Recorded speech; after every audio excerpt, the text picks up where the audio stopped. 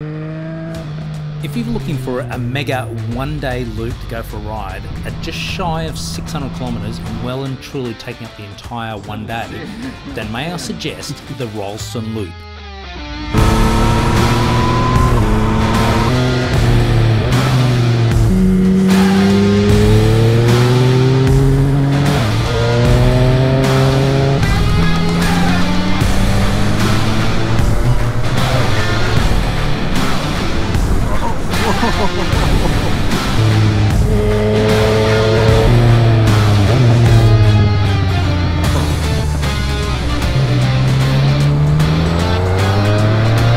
Tackle this one in either direction, but we've gone for an anti-clockwise approach on this occasion. Starting in Sydney, we headed up to the Central Coast, then north through Wollombi, Broke, and then up to Denman, then heading west over to Rylstone, and then south to Lithgow, and then back home to Sydney.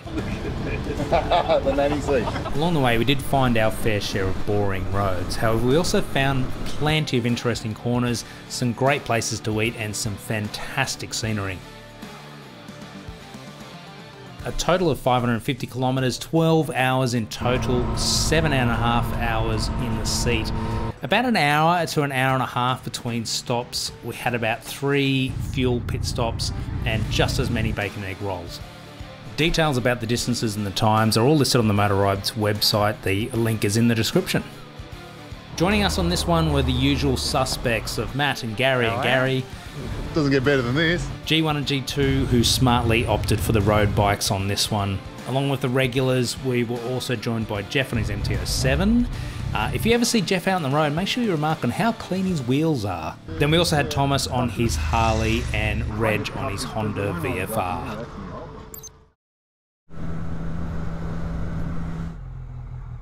The first stops were the various meetups with a quick run through Old Pack, of course. Nice and early before the photographers and the ducks come out. The horn instead of the indicators. You ever ridden a motorbike before? Or? Feels like I haven't. And then we headed up to the Central Coast to find Gary and Jeff.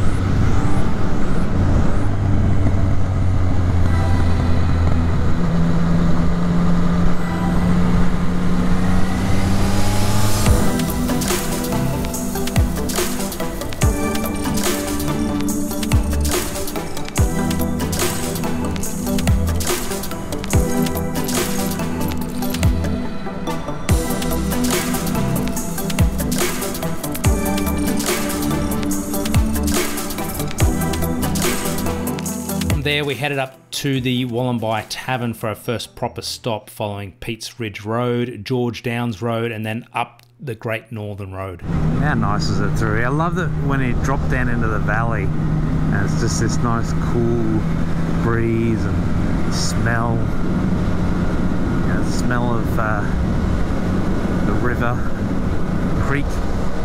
Love it.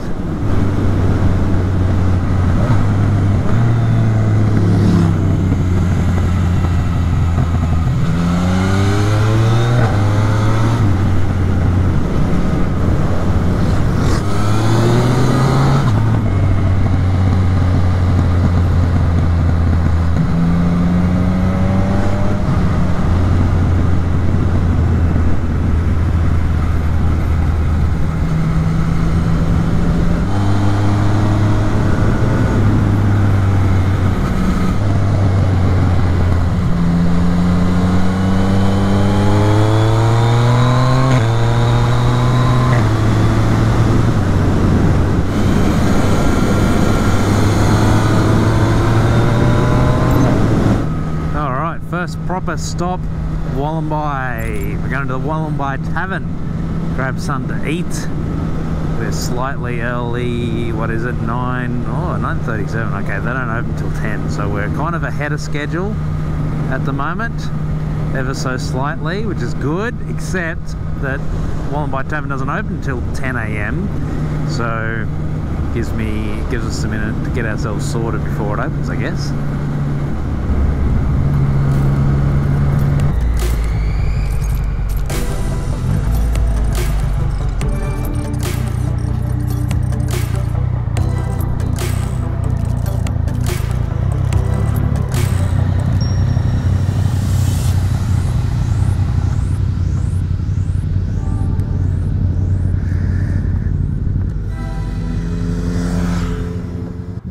Some markets for us. Yeah, that's nice. Do I ever get any tie-dye? Some Akadaka t-shirts. From Wollombi, you can follow the Wollombi Road to the Hunter Valley, but on this occasion we're following Payne's Crossing Road, which runs alongside the Wollombi Brook. Brook is just a fancy name for creek, by the way, all the way through to Broke. All right, Jeff's heading back home. Got some chores to do, and we're off to Denman now, so bite to eat at Wollombi Tavern, and the bacon and egg rolls are as amazing as always. And now it's warming up. It's definitely warming up now. What we're looking at, 30 degrees. Certainly a fair amount warmer than we were the other day. We're just doing a fuel stop at Denman, and then we make our way around to Rylstone for lunch. That's the plan. All right, let's get on with this.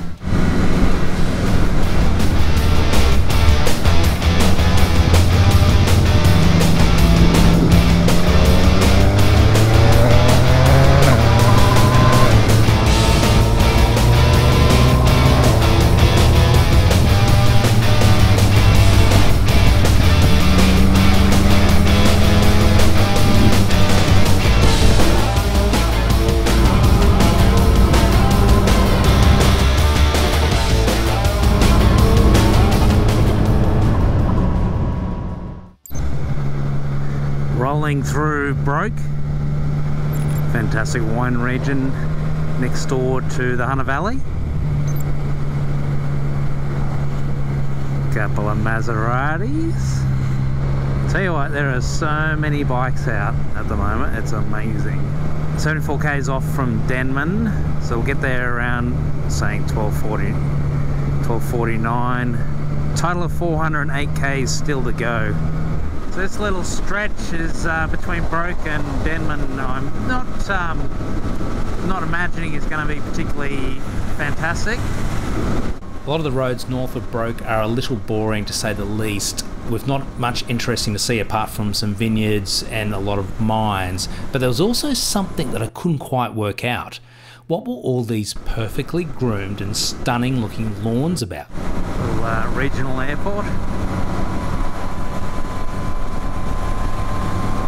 It's funny, you sort of look at that, okay, there's a runway there, there's luscious green grass everywhere, and where's all this money? It's probably in the mines, I guess, I don't know. But it's like, there's a lot of upkeep here. Like, I mean, why is there an airport here? Turns out these places are horse studs. If you're ever wondering where all that money from TAB goes, this is where it ends up. Starting to hit some vineyards along here. Oh, that's a big one. The amount of stuff that's hidden away up here. The other side of that hill, can't quite see it, but you can see it on the map. It's all massive big mine, but of course, you know, riding along, you wouldn't know it. So it's kind of just massive hole in the ground, but just kind of heading away, out of sight, out of mind. Yeah, and then up further, once we sort of head back from Denham down to Rylstone, there's actually a massive military armoury there. That's and the only reason I knew it was there was because I was checking where I could fly the drone, and that was obviously a place where I can't. But I had no idea that was there. Apparently it's one of the biggest ammunition dumps in the country. So one thing to note for the future is probably there's a better route up through here. I mean, I don't think we could have. We kind of needed to take the most direct route to be able to make it around in time. But if I was doing this as a 2-dayer and staying overnight somewhere, I'd probably probably go back towards the coast, I reckon. I don't know. Probably a better way to skip this. It's pretty boring, this bit. The other thing to note too is I saw a couple of signs talking about the mine's doing explosives, and they seem to close the road or something when they're doing explosives by the looks of it. So it's probably worth checking that. I didn't check that, so it seems as though it's not, you know, there's nothing sort of scheduled, but if there was, we would have been stuck, so that's worth checking out. Welcome to the Golden Highway.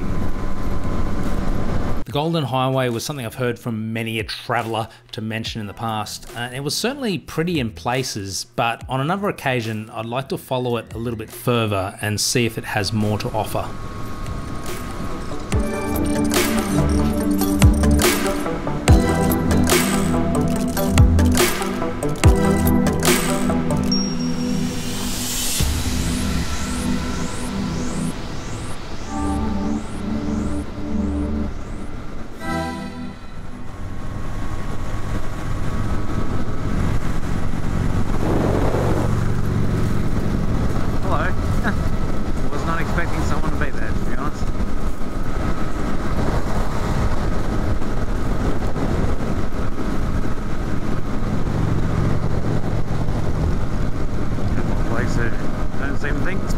To them, okay, fair enough, up to you.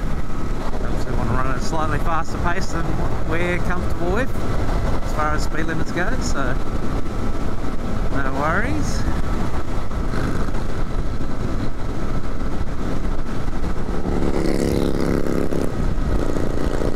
I reckon those things will probably happily sit on like 160 k's an hour. They'd happily cruise at a speed much faster than us, you know, with no screen, and you know, they're obviously a much bigger bike. They're built for this stuff.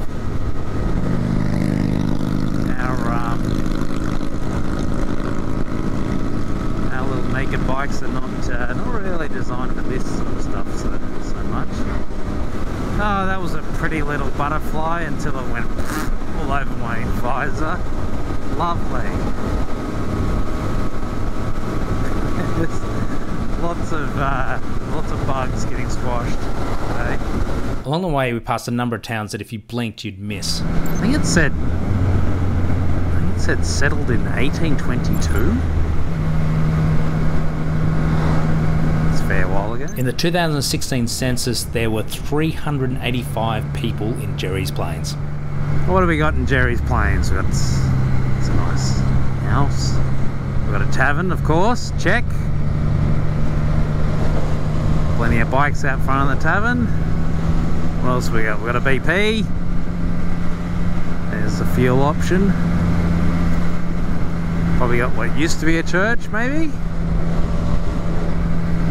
A couple of fibro houses, and that's pretty much it. And that was Jerry's Plains. Make sure it's gone. Oh, there's another church. Turns out that church dates back to the 1870s, believe it or not. Upper Hunter Valley Vineyards. Lovely. Dubbo, far out. It does feel like we're heading towards Dubbo. It's quite pretty.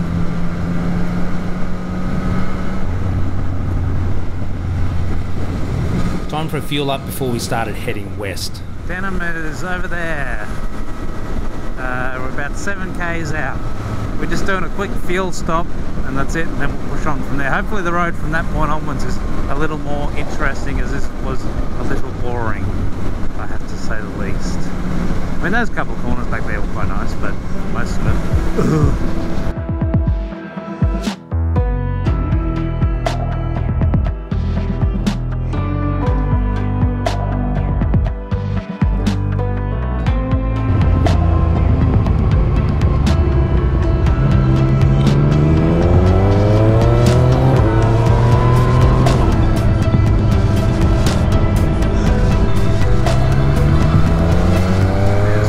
somewhere.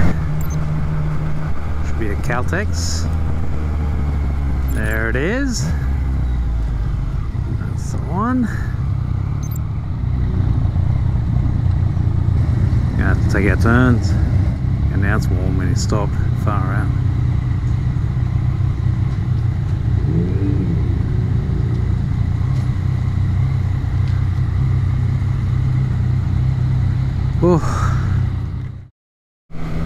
Alright, filled up the tanks, we're cleaned the visors, we can see where we're going,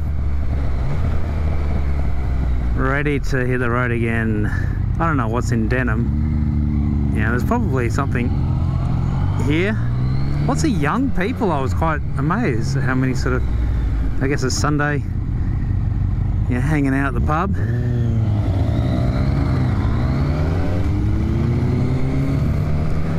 130 k's from here to Rylstone. We basically cross over this big valley, then climb up over the ridge. So rather than going around the outside of the, you know, the highway way, we're taking this other road that goes kind of through the middle. So let's see what that's all about.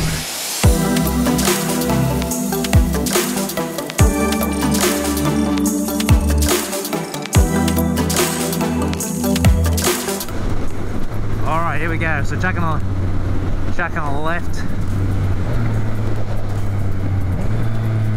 Just before Sandy Hollow. Next turn, 36 kilometres. Glad we came at the end of the train. Probably.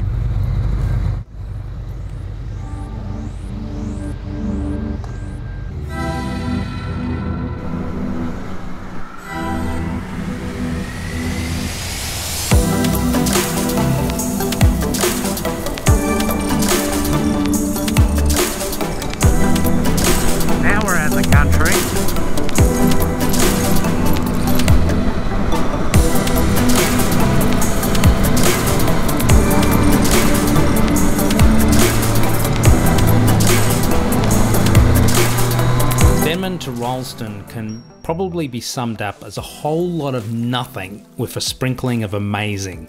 These roads were pretty uneventful apart from a few magical moments.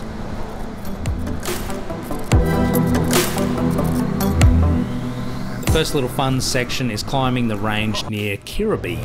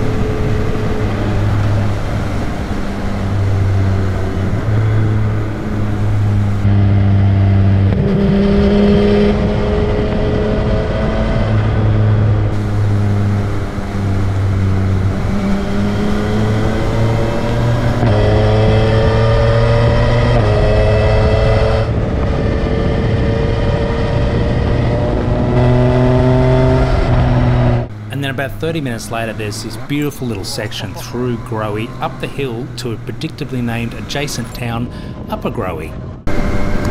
These are olive trees. think we're about to go climbing again. Ah, very steep climb, next 3 kilometers. So yes, I'd say we're going climbing.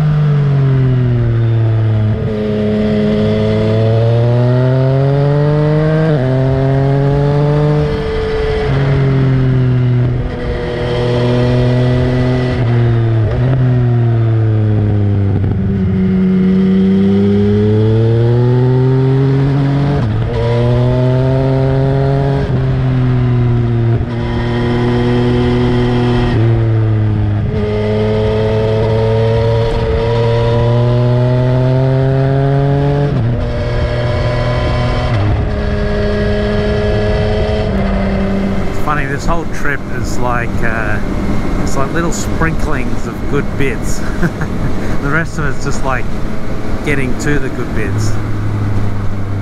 By this point we're getting close to Rylstone, and with my perfectly timed spreadsheet of waypoints we had a booking for lunch at 1:45 PM. Oh, I think we have made it to Rylstone, I believe.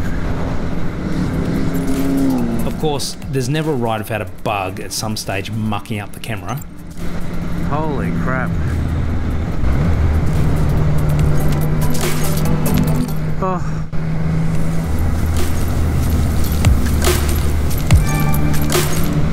That was a fair hike.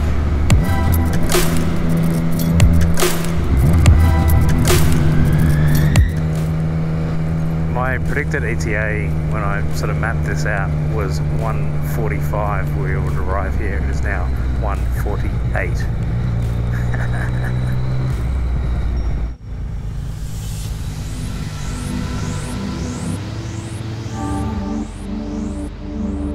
Yeah, shade. Matt's the smart one.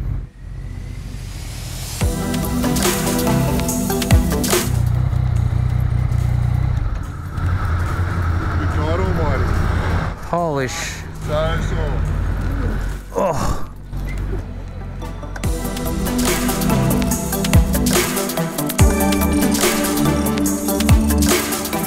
Turns out the Rylstone pub only serves lunch until 2 PM, and it took a little bit of convincing to get them to keep the kitchen open for us to feed us.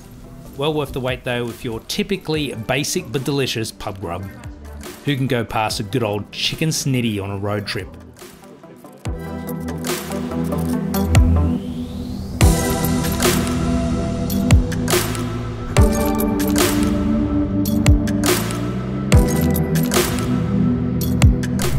So I've had a nice lunch at the Rylstone Hotel. Not a bad feed. Now we're all full. We've had a bit of a rest from that ridiculously long couple of stints. Ready to hit the road again, I think. Maybe. We're going to do a stop at a... Matt wants to check out this lookout, which sounds pretty cool, and then we'll make our way back to Lithgow, down Bells on the road to home. That's it. Big frickin' day. I think we've done about 400 k's so far, 203 k's to go. Just a measly 200 k's, or in other words, about 56 butterflies to the face.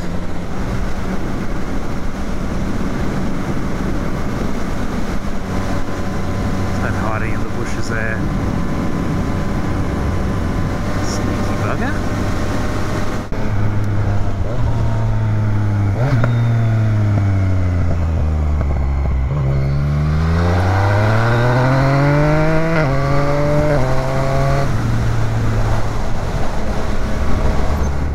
Capertee. Bistro.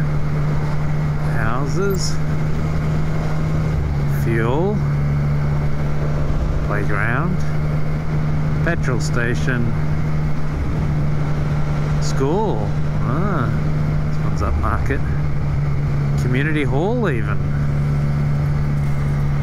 Fire brigade. Police station. Wow. This one's right up there.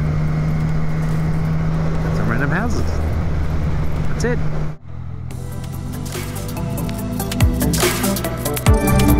This is the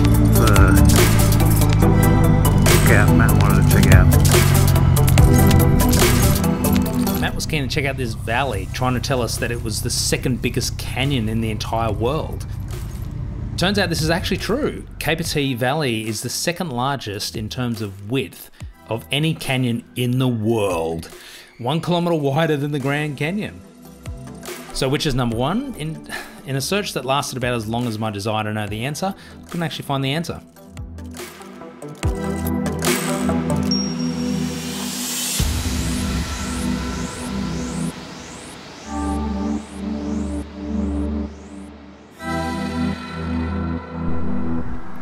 What are you waiting for?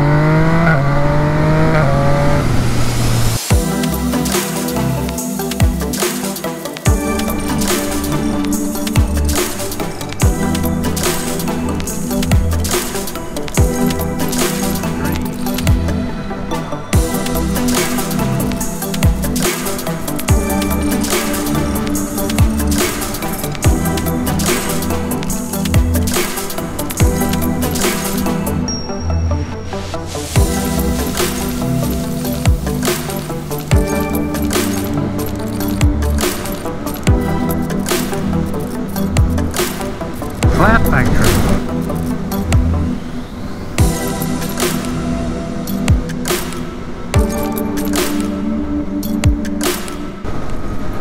One of the last stops as we roll into Lithgow. Thinking about doing another stop in on Bylong Road, but I think what we'll do is just grab some coffees here at the 7-Eleven and then push on through to home from there. Getting pretty tired now. By this stage, my ass and my GoPro pretty much called it a day and we're ready to head home. Only 110 kilometres and 2 hours of riding to go. However, Bylong Road is a pretty awesome way to finish off a trip.